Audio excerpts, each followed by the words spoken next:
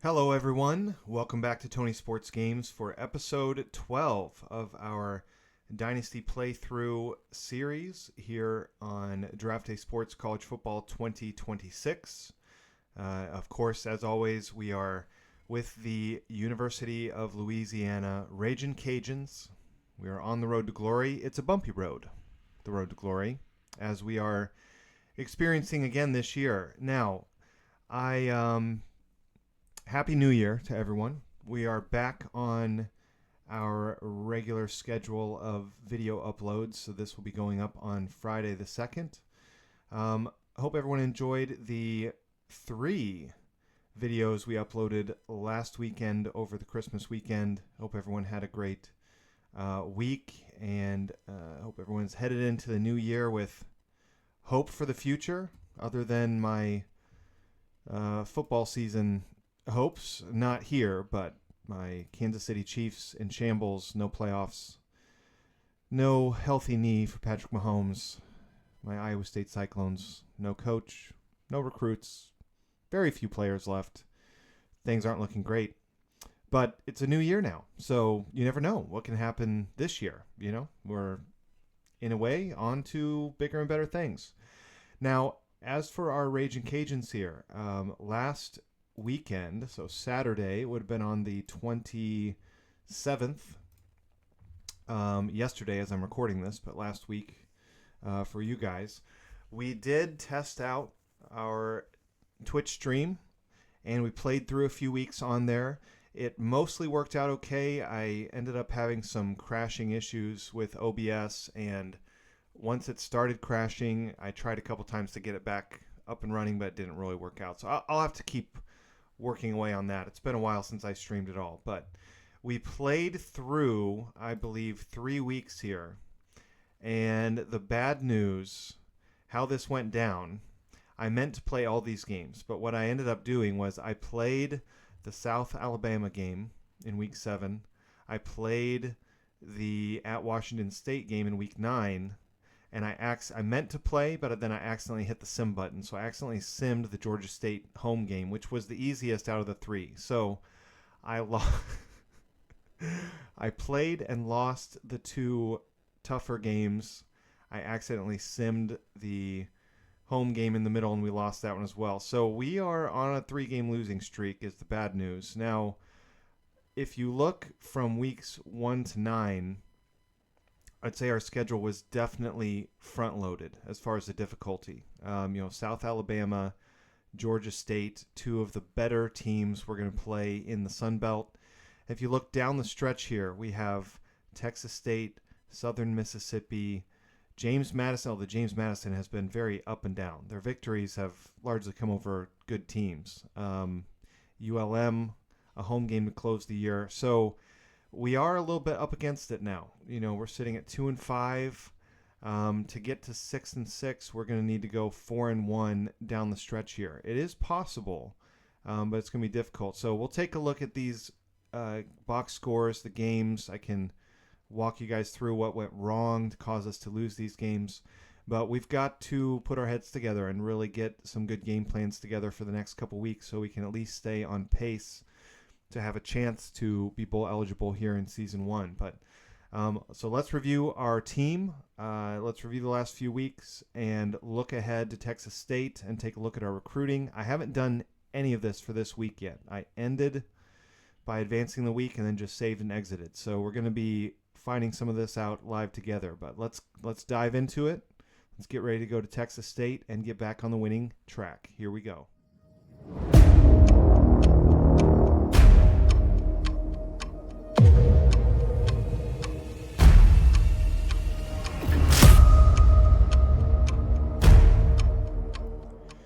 Okay, so jumping back in, let's take a look first at this Week 7 matchup at South Alabama.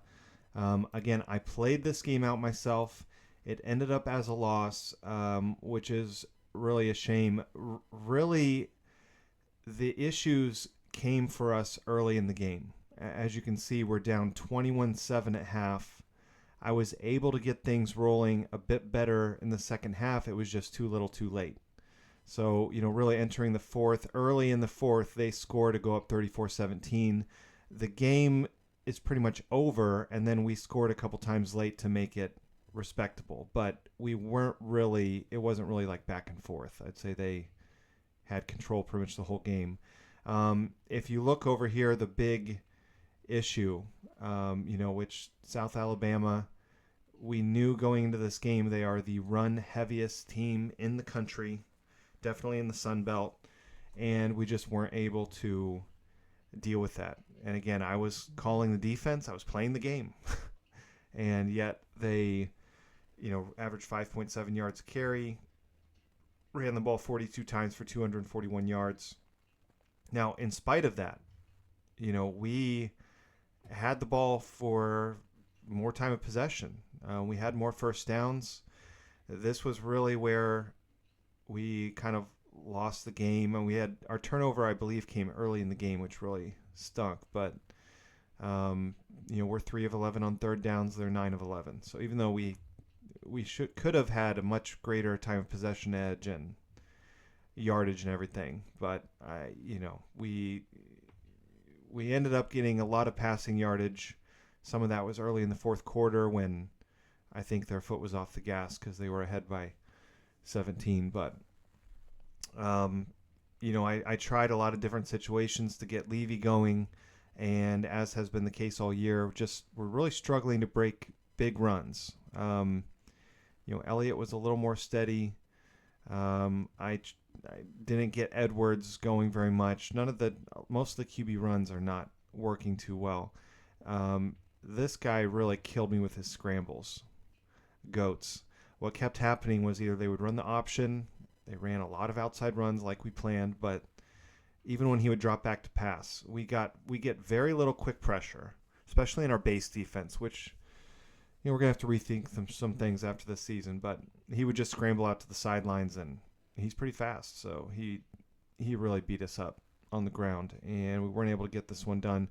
You can see we have 1 sack on the day from Kevin Sturgis, but 0 hurries, 1 knockdown. We just really didn't play too well. Also, when I was playing this game live, and again, the VOD is on my Twitch.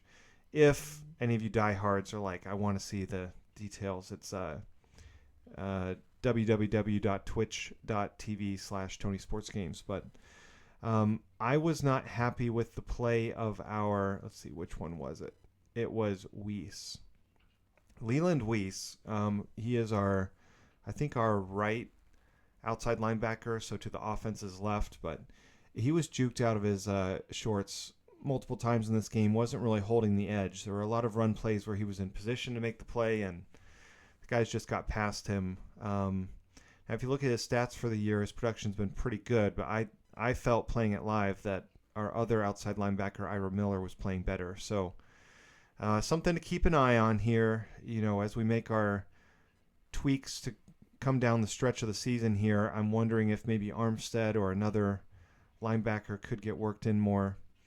But penalties were not too bad. I mean, 7 for us, 5 for them, so it wasn't like killer, but we also allowed a couple sacks. I think we were sacked only 3 times in this game, so it wasn't a huge issue. But so anyway, we failed to get that one done. Enriquez was really good in this game. A lot of it came when we were pretty far behind, which was too bad. But then I accidentally simmed the Georgia State game, as I said, and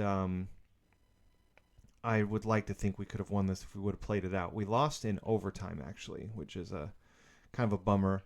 Although in this game as well, we're coming from behind in the fourth quarter to try and force overtime. We scored a touchdown with 3 seconds left to force the overtime. So we kind of were outplayed in this one as well. Again, 4 of 14 on third down. The CPU defensive coaches play called a little better than me on third down. But, on this one, both defenses played pretty well, I'd say. But, Enriquez gets sacked 7 times in this one. So pass pro was an issue. He took care of the ball, which is nice. Again, Levy not getting going. Elliott proving to be more steady, as we kind of mentioned might be the case before the year, but it seems like he's starting to separate himself, and he might need to work in more as the lead back. Justice had a very good game. This game, catching 8 of 10 targets for 88 yards and 2 touchdowns. Norman has continued to be, very dependable. He's caught 38 out of 50 targets. That's pretty good. 8 yards a catch, not a ton of yardage, but pretty consistent. You see 42% of his catches going for first downs. That's pretty solid.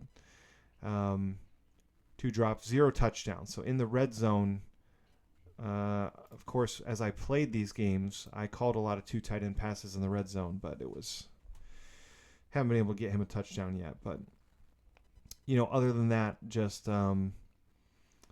pass pro in this one was a bit of an issue. Becker gave up 4 sacks in this game against Georgia State. So he's up to now 10 sacks allowed on the season. That is unplayable. So he has officially now crested and then some. We can't leave this player in anymore. So this episode here, we got to find a way to get him out of there, and Salgado has allowed 3 sacks in the 3 games since he's been starting as well, I believe. So that's our pass pro is a big issue, but we can't move anybody to run the ball. So we are really struggling on offense. I'm struggling to find some answers. Passing to the running backs and passing to the tight ends are dependable for short yardage, but it's when that's our offense, it's really tough when we take a sack on first or second down. When we're in third and medium, third and long, it feels almost impossible to convert. So I've got to go back to the drawing board and try to find some answers here. Then in week 9, I played this game at Washington State, and they have better players than us. This one, it was the same issue. We throw a pick 6, in the first quarter, unfortunately, on our running back screen pass, which has been very good to us, but their outside linebacker read it all the way and just picked it, took it to the house. So you can see before the first quarter is over, we're down 21-0. Then, beginning of the fourth quarter, by midway through the fourth quarter, we're down 37-15. So like the South Alabama game, we score a couple times late to make it respectable, but it's not really as close as it seems. We kind of got worked in this game on the scoreboard. Now, the frustrating part was, as far as yardage, we put up 520 yards on offense. And we just made so many mistakes early in this game. And we have 4 turnovers. We gave up, we got a safety in this one. But, so I don't know. It's like, if you just looked at the box score here, you would have thought we would have won. But then when you look here, and when I was playing it out, it's like everything was going wrong at the beginning of this game, and so it's a shame. That one gets away from us. We lose the turnover battle 4-0, and Enriquez has, I think, his first multi-interception game. Just not good stuff, guys. Not good stuff.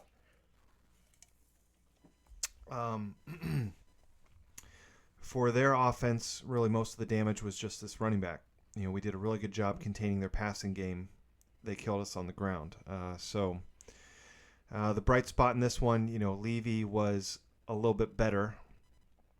Over 4.5 yards a carry. Not ripping off any really long runs, though. That's kind of the issue. So just a lot of the same issues kind of continue. Norman and Justice and Kimbrell were our leading receivers in this game. We spread the ball around. We had plenty of passing attempts to go around, that's for sure. But at 57 passing attempts, we were. It is a rough game. Yeah, and we gave up. We had a lot of dropbacks. Only 4 sacks in this one. So, a mixed bag, but in the end, just not good enough. So, let's move ahead. Let's take care of the offensive line situation right away here. So, Gregory Becker, we can't continue with this type of production. So what we've got to decide right here, see, the issue is I've got Salgado in at right tackle, because I wanted to preserve the red shirt on McNeil. So let's keep Antonio McNeil / Salgado in mind. We might need to see which of them has more guard skill. Because for the guards, we have Mayberry would be our other possibility here. He's the second string guard for now. They both have really good pass block skill. Mayberry, for what it's worth, they have the same strength. Mayberry has way less agility, way less intelligence, way less speed. He has better hands, and he has much better positional skill. But he's definitely not clearly, at least on paper, a better player than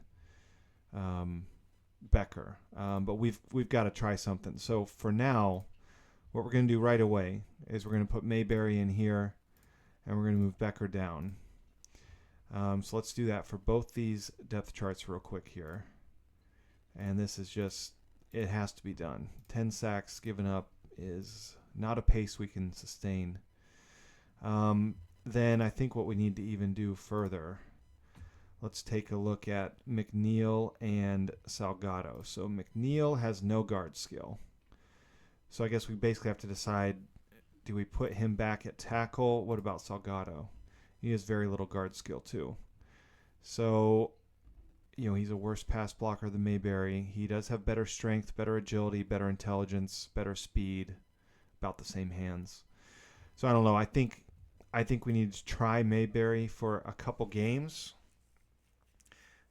The worst case scenario here is either Salgado or even Andrews, which, if you remember, we didn't want to be here. If you remember Joseph Andrews, he was a guard last year. We only let him start 3 games, and in those first 3 games of season 0, he gave up 9 sacks. So he has not improved drastically in any particular metrics. So I wouldn't expect for good things I don't want to put him back in starting at guard, but let's do that for now. Let's go ahead and also take a look at defense. Now, I have moved Leo Armstead to left outside linebacker over Weiss. On paper, Weiss should be better, which is, obviously why he was starting in the first place. Let's look at his season-long performance. So we have a value of 2 per snap. We have 31 tackles, 3 TFLs, only 3 missed tackles. I feel like at least 2 of those came in that South Alabama game, unless they didn't credit him with a missed tackle. But watching it was like he should have made that tackle. Allowed 12 catches on 18 targets. Now, Leo has gotten less snaps. 18 tackles, 2 TFLs, 0 missed tackles. I don't know. I think, and then what about Hughes? Hughes here, Hughes has a little more strength, less agility, less intelligence, same tackling, better speed, quite a bit better positional skill. Maybe we should try Hughes instead of Leo. Obviously, he's played a lot in passing situations, but I like this guy's production. Does look. He only played the first couple games. Yeah, I think I would like to, of course, get Leo in, but I think let's try Hughes here. Let's start Hughes, and then we'll go Weiss. And sorry, Leo. I would love to get you on the field. I don't think he's quite ready. Can we redshirt him? No, he's already played in too many games, so that is what it is. But corner-wise, I have been pretty happy with Parker. He got banged up in one of the games. Looks like he's back healthy, but 15 catches allowed on 24 targets, 4 passes defensed, 1 pick, only 1 missed tackle. bit of a mixed bag, I would say. Why did he play? Oh, he was hurt for this game. That's why. So, yeah, I don't know. Markham is the guy we kind of had taken out. Yeah, I mean, we're going to keep rolling with Parker for now. Anyway, that's kind of where we're at there. What about our nickel? If we let's take a look at Gould versus Carrico here for our nickel position. Gould, 3.3 value per snap. Of course, a couple of these games he hasn't played as much. I think he was banged up a bit as well. Hasn't done much as far as preventing catches on him. We have 11 tackles, 1 missed tackle. Not really any production on this side of things. What kind of snaps are we looking at? Part-time snaps, to be fair. Whereas Carrico, playing a lot more snaps overall. 8 to 14, 20 tackles, 4 missed tackles.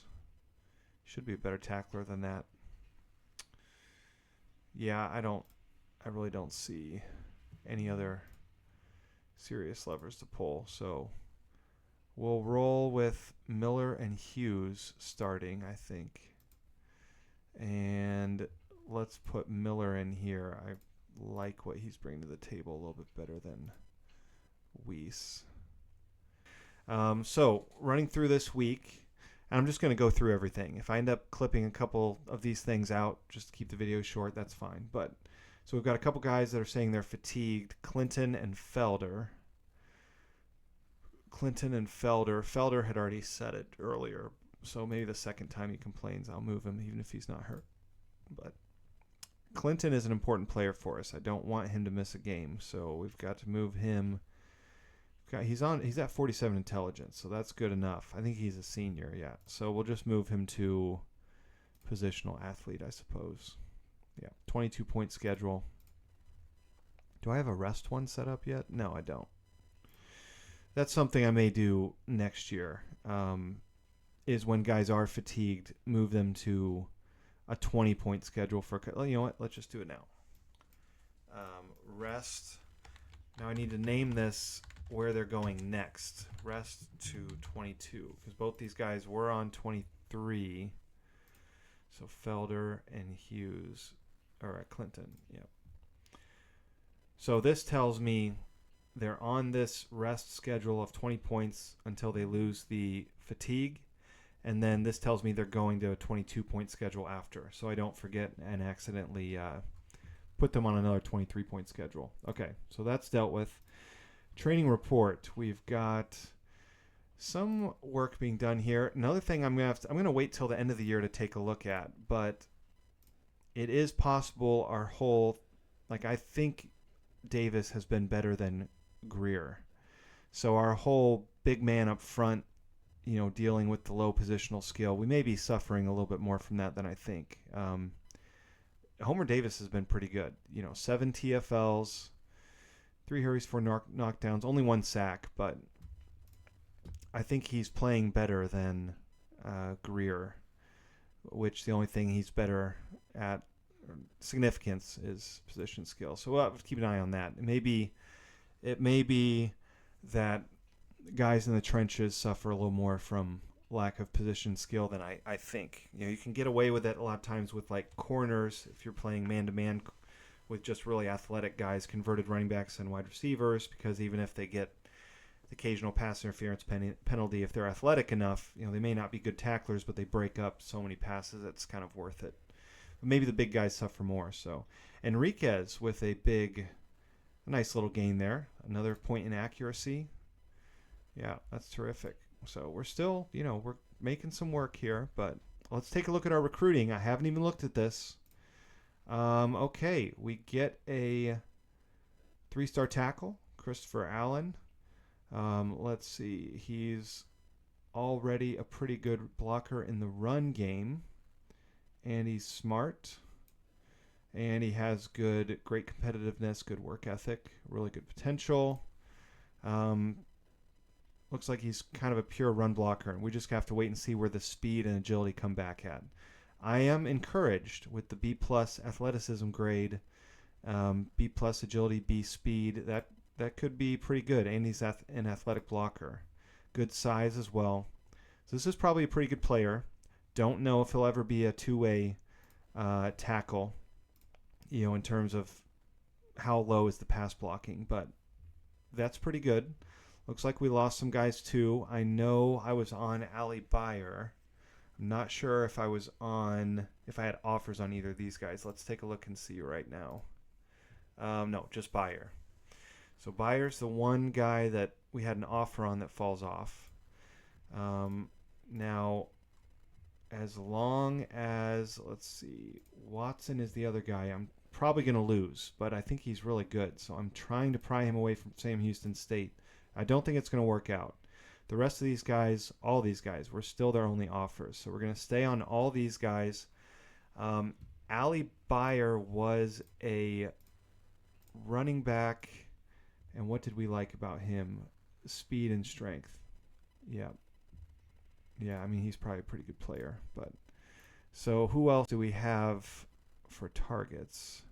Do we have any other scholarship offers? We have scholarships on 2 other running backs. So unless anyone really jumps out that's left on this target list, like let's look at maybe one of these guys that has interest in us. This is Gilliam.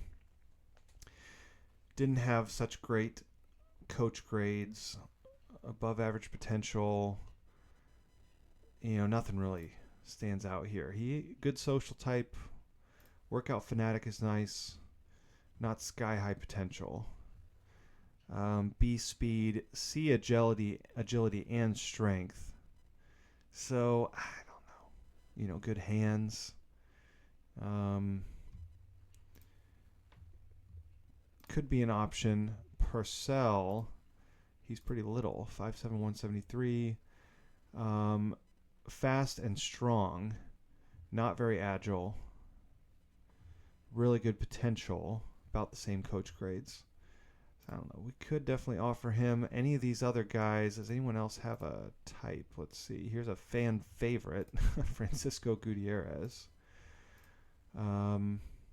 Fast and nice hands, very low intelligence, maybe not such good strength or agility.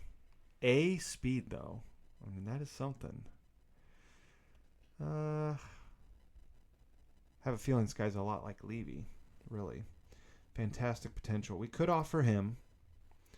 That wouldn't be a terrible guy to offer. This guy, I don't have coach grades on.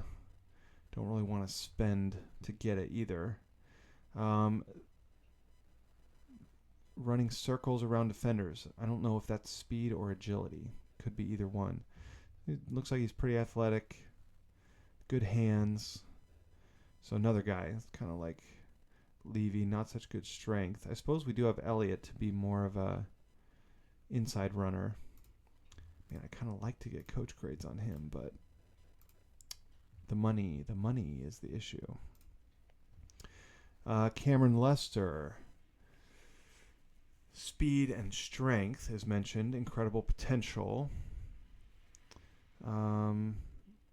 Maybe not such good agility, but some other good things to like here. So nobody else is on him. So we've got some decent options still sitting around at running back that I think we would be okay if we had to fall back on. Let's see. Let me take a look here. I'm going to cut this part out because I'm going to sift through a few positions. Let's find somebody to put this offer on. I'm going to leave the other scholarship offers where they're at.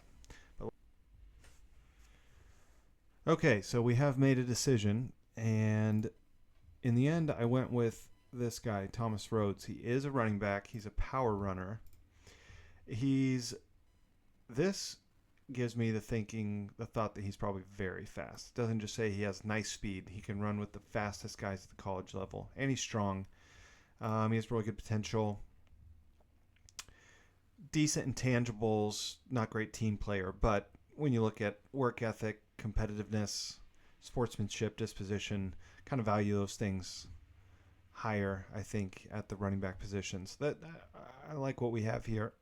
May not have great agility, but maybe elite speed. and pretty good potential. So we're going to throw that offer on Rhodes.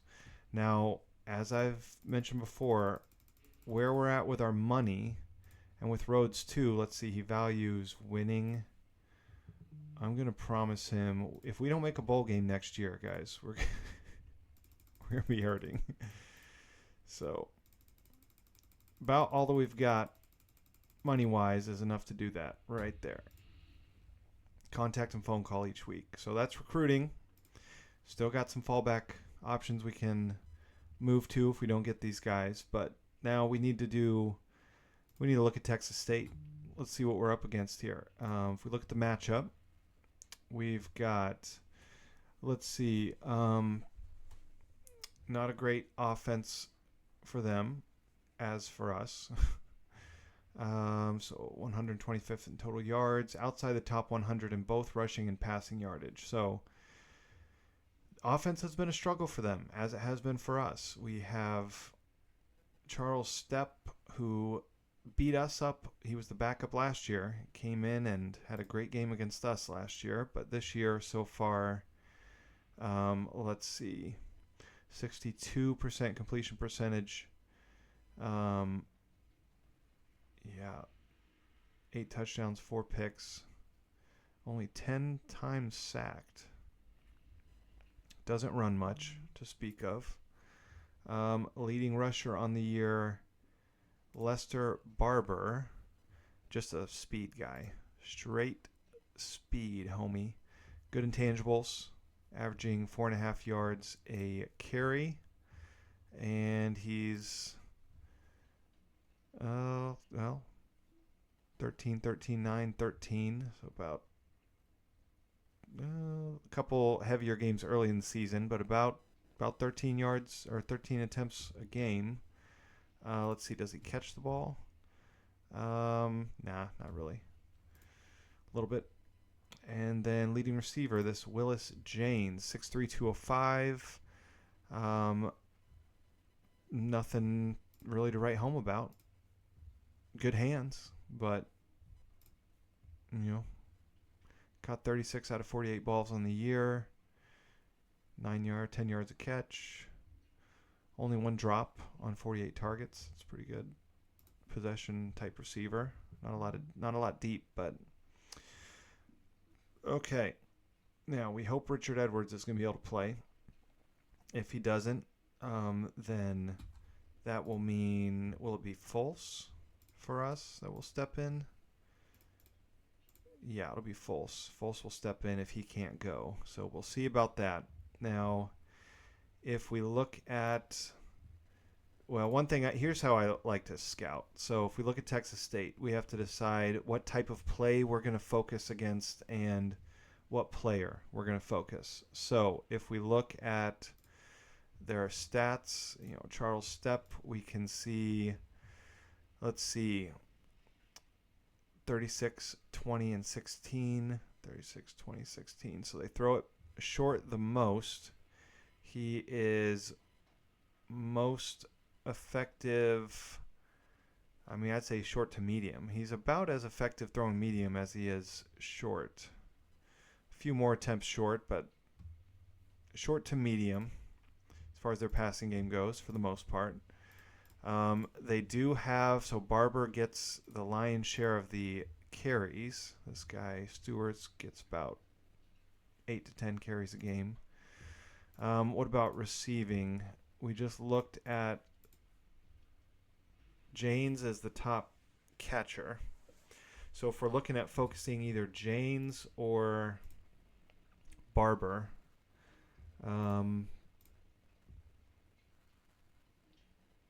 let's see. We're looking at, that was a nice game, this last one. But other than that, yeah, it's pretty good. So it's either Janes or Barber, did I say? Yeah.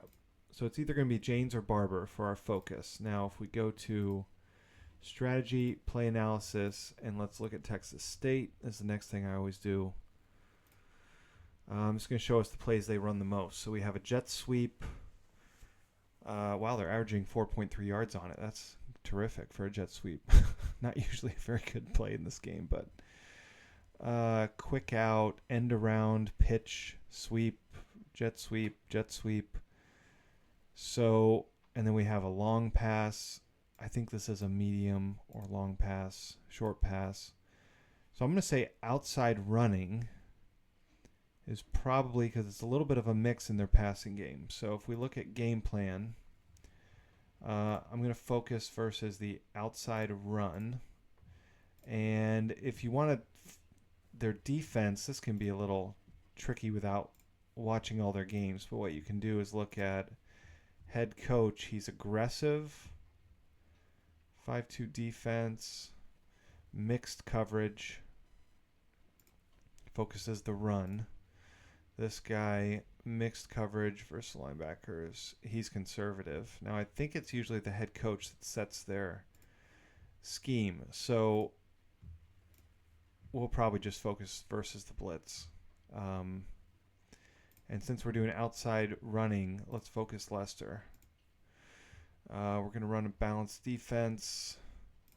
Probably, what does our defensive coordinator prefer? He prefers zone. Yeah. That's why we picked him, right? Zone. Defensive lineman who can help in run support. Well, we could do that for this game.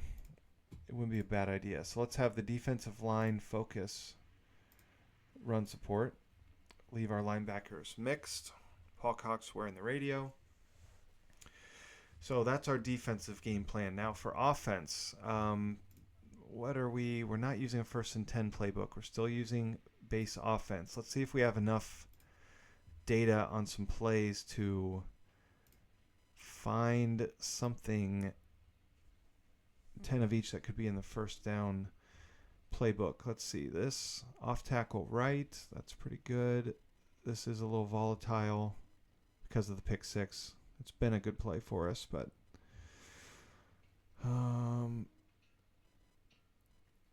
yeah, I think at this point in the season, early down success is very, very important, especially for our offense. So what I'm going to do, I'm going to look at plays that have been run at least, let's say, 5 times. So from here on up, I'm going to choose, I have to choose 10. Oh, no, I only have to choose 3 for each. So I'm going to choose a handful of runs and passes that are gaining over 4.5 yards of play and have a fairly low standard of deviation.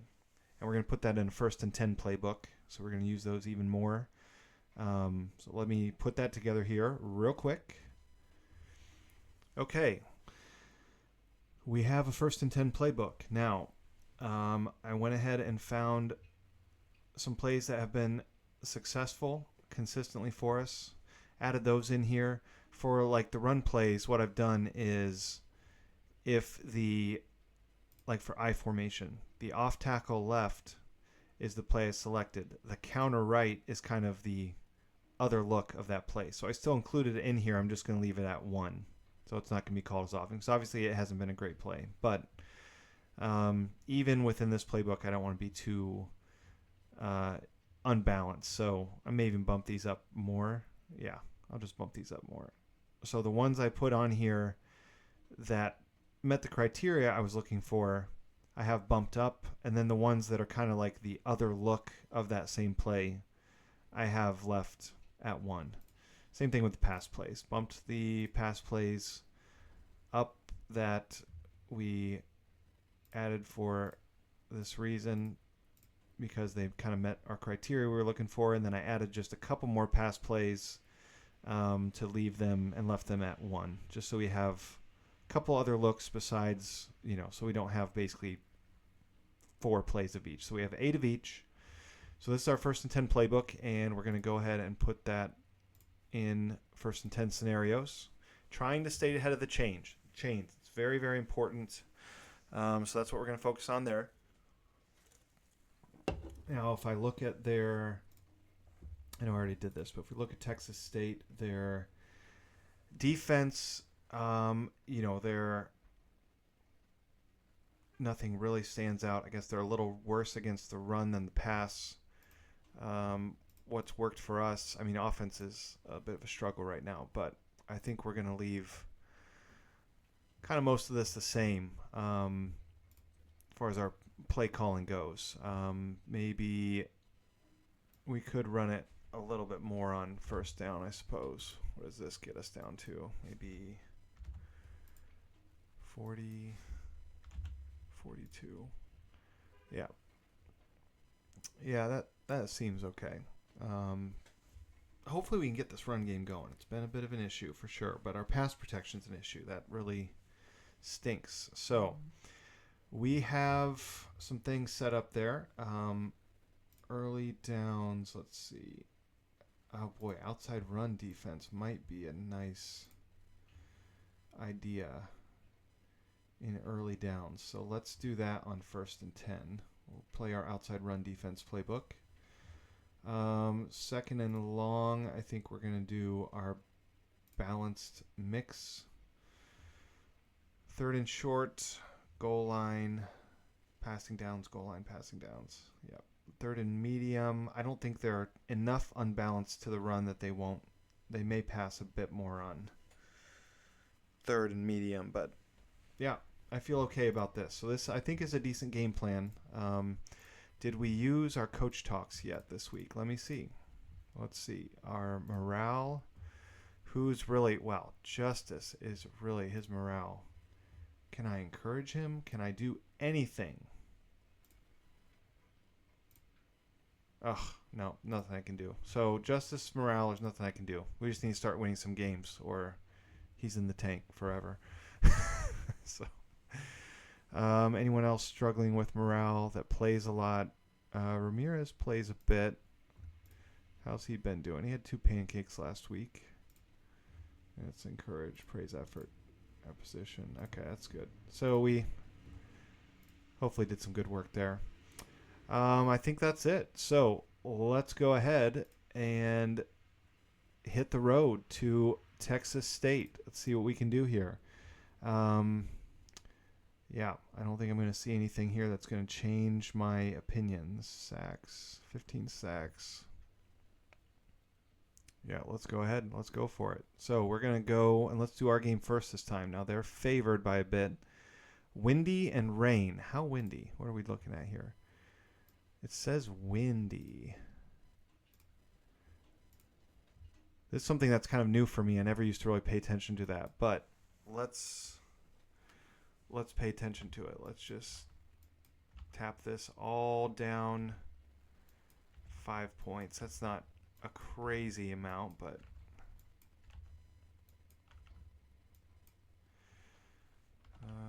I still need to throw on 4th and long, honestly. So, and 4th and medium, really, if we're going for it in that situation. Red zone, maybe we can take this down to 45. Goal line 42. So we're not going to completely abandon the pass, but let's pass it a little less.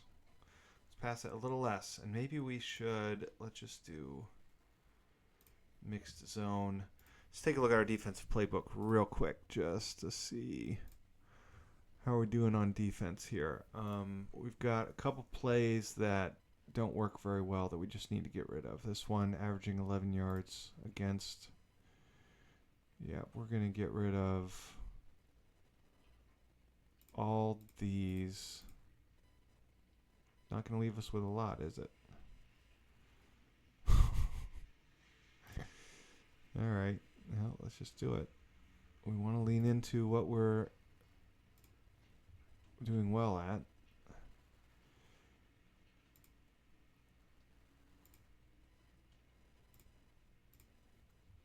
I'm just going to trim a whole bunch of plays that don't work for us for one more week. Well, we committed for our defense for this year, so we will adjust after this week if we need to. Let's save in case anything bad happens. Now, when I always say that, this is how you can tell I've played this game for a long time. That is left over from years. I have years of scar tissue from the old days of playing this game where at times there were some real issues with the crashing. It very rarely happens anymore. The last few years, things have gotten much, much, much better. But I've got it hardwired into me. That's why I always save in case something happens. Okay. And I think we need to keep adjusting the spread range just so it's more realistic. All right, let's take a look at the other games here. So we have ULM at Coastal. And ULM wins. They're getting close to practically wrapping up our side of the bracket. Them, and they already have a tiebreaker over Southern Alabama. So if Southern Alabama wants to catch them on our side of things, they're going to have to really not trip up and hope that ULM drops 1 or 2 games at the end of the year. Southern Mississippi gets their second win of the year over Marshall, who started hot at 6-0 and now have kind of lost 2 in a row, I think. Let's see. Fresno wins on the road at Appalachian State. This is a non-conference game as well. Arkansas State, a nice non-conference win at home against Oregon State. Old Dominion, Georgia State. This Old Dominion has really struggled this year. 1-7 after appearing in the conference championship game last year. Georgia State keeps it moving, and then Troy and Georgia Southern. Troy wins. Georgia Southern looking like one of the worst teams in the conference as well. Let's not go to top 25. Let's take a look at our game. Let's see what happens here. I'm going to just sim it. Let's sim it. See if our game plan worked. All right. We get a win. 24-17 on the road at Texas State. Louisiana pulls it out. Looks like nice job, boys. All right. So the game plan works fairly well. Looks like our third down defense still not great, but our third down offense quite good. 379 total yards. Defense overall plays okay. Holds them to 267. 267 total yards when they converted 11 third downs. That doesn't seem so bad, does it? Held them to 3.5 yards a carry. 27 rushing attempts for them. 36 passing attempts. 4.8 yards per attempt through the air is very good as well. So very good work out of the defense today. Looks like we had 2 turnovers and 10 penalties. Didn't run the ball well yet again. Passed the ball extremely well. So, it's nice that we had that side of the ball to carry us today. Let's see. Who scored? Offensive player of the game. A tackle for Texas. That's how you can tell the defenses played well. The guy with 6 pancakes is offensive player of the game. And their free safety got defensive player of the game. So we didn't get either player of the game. Looks like they scored on a 3-yard pass in the first quarter. Second quarter, we have a 17-yard run from Elliott, 29-yard pass from Deloach. I wonder if that was on halfback screen. In the South Alabama game, we threw 2 touchdowns over the top to Deloach on the RB screenplay in empty 5-wide. So Enriquez seems very comfortable with that play, and he will take the screen to the running back if it's there, but he also showed us multiple times he will throw it over the top if Deloach beats the coverage. So that's a great play. Let's see, 10-yard run for them. And then the fourth quarter, we trade field goals, at which point it's a tie game. And then with a minute left, Kimbrell with an 11-yard pass from Greg Enriquez. So great job, boys. Enriquez sacked 4 times in this one on 28 on 32 dropbacks or so. So not bad. Levy, no room, nowhere to run. I think we've got to insert Elliott as the primary back at this point because it's just not there with Levy, is it? He's got the speed, but maybe missing the agility to make people miss. I think we need to go ahead and make this change now. I think it's past time we make this change. So we're going to move Elliott into the primary running back spot. Let's see. Norman, another good, dependable game. Justice caught 5 of 5. Hopefully his morale will start improving now that we've won. Levy caught 4 of 5. Norman 5 of 6. Justice 5 of 5. Those are guys we need to lean on. Deloach caught 4 of 4. Great, very accurate passing game out of us today, so that's great. So we had some good play calling anyway. Greer and Galarza each with a sack. Baldwin with a sack. Peter Younger with a hurry and a knockdown. How many snaps did he play? played 36 snaps. He is moving towards being just a good enough player that we've got to get him on the field more, I think. His agility still isn't very good, but decent strength, very good speed. He's coming along well. I'm okay with he's not playing a ton of snaps. This is his freshman year. He's got 2 sacks on the year. Galarza with 4 sacks. He's playing pretty well. Greer, this is our converted guard, I think. Yeah, guard to defensive end. If we take a look, so a value of 6 per snap is terrific.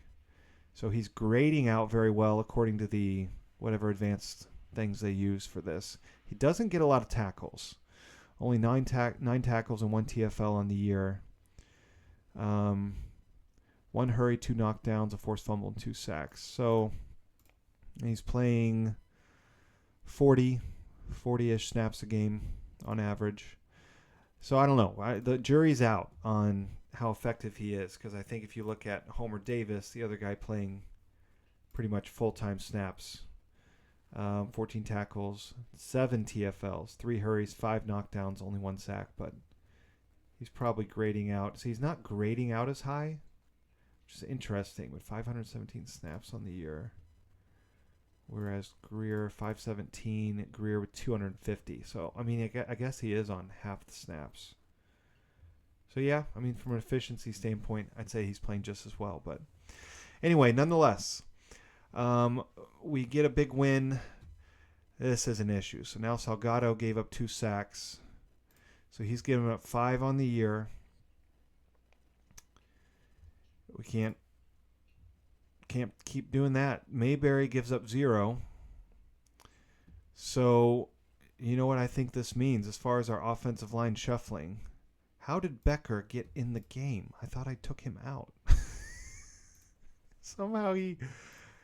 Oh, I guess Mayberry was questionable or probable, so maybe Becker ran out for 11 snaps and still managed to give up another sack. That is rough. Okay, guys, here's what we got to do. We have the data. I'm just going to sim the week. We'll look at the top 25 this next week. But here's what we have to do before we move on, before we get into next week or anything like that. The last thing we're going to do for this video, it is official. We tried to move Salgado in and put a red shirt on McNeil, but I don't think we can do that anymore. He played, so what? He gave up 3 sacks on the year. How many of them were against LSU and Tulane? Let's look for McNeil. 0 against LSU. What about Tulane?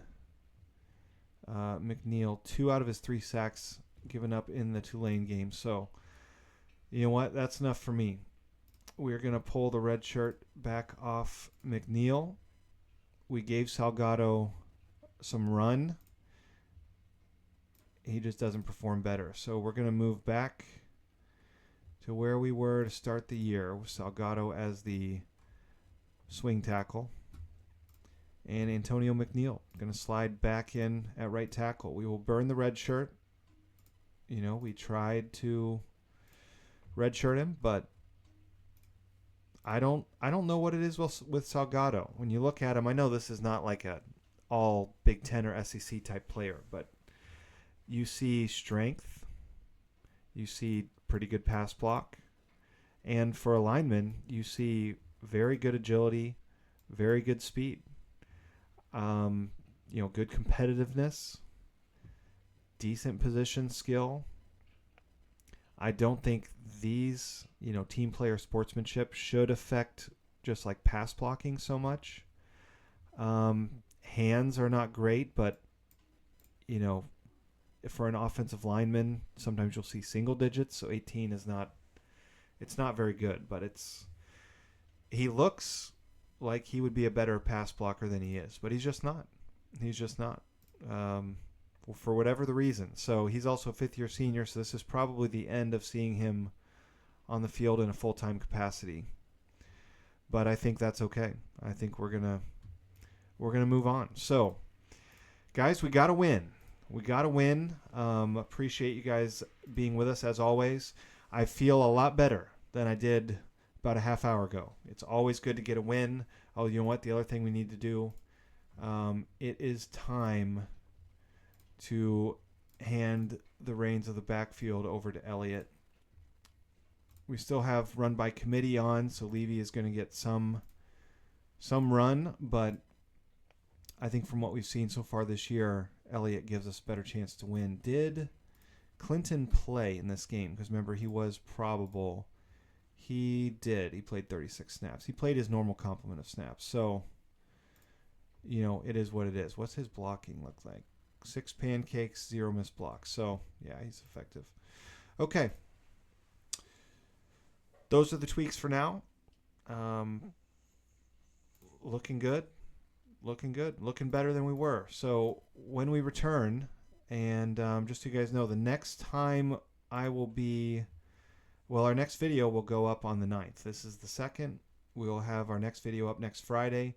As far as streaming any in-between time this next week, I don't know if it's going to work out. Because as you watch this video, we are traveling to visit relatives for the new year. So the next live stream may be the 10th.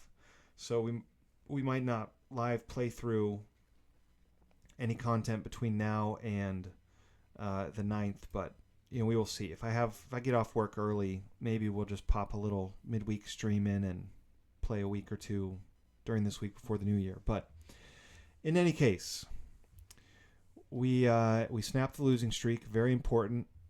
Probably effective enough game plan to get the job done. Now we have a home game versus Southern Mississippi, a team that's really struggling. We must win. If we can get that done, that'll put us at 4-5. We need to find 2 out of these last 3. And ULM's looking pretty good, but that's the only one at home. So we're going to have to dig deep and try to get a couple road wins or 1 road win, and then hang on by our fingernails and try to down ULM in Week 14 for bowl eligibility. But we've got this thing back on track. Let's see, did we get any more recruits? I don't think so. I'll take a look at that next episode. Go Cajuns, baby. We are on track, back on track. Let's work forward towards bowl eligibility next week. Thanks, guys, for watching. And as always, I'll see you right back here for the next video.